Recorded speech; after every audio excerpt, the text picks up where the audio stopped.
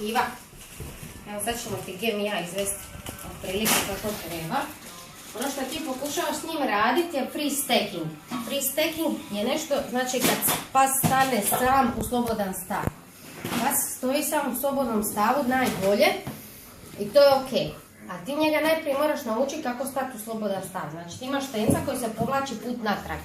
Odnosno on ti radi ovo. Čekaj, dođi. Gdje? Ovdje dođi. Stoj. Ovako. Ono što ti sad moraš njemu napraviti, dat mu ovo na nos i izvući ga naprijed, a da on ne krene put naprijed. Znači paštetu ovako i ovo.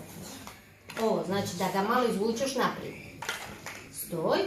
I ovako ga slikaš. Ako si vidjeli, oni svi štenci slikaju tako, jer štenac sam ne može u free stacku stati. Štenac ne može sam u free stacku stati dok nije naučio pozu. Kužiš. A onda kasnije tek dolaziš, znači stav i onda polako učiš ga, stoj, sekundu, dvi, bravo.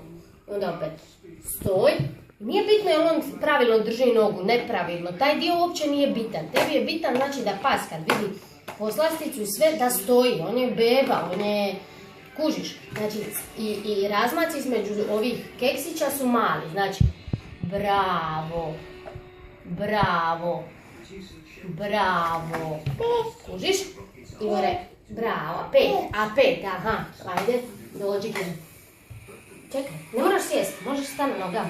Ajde, reci mi, daj mi 5, bravo, samo ti daj bravo. A vidiš, ovo ti budući handler, ne sebi bravo, nego njemu bravo.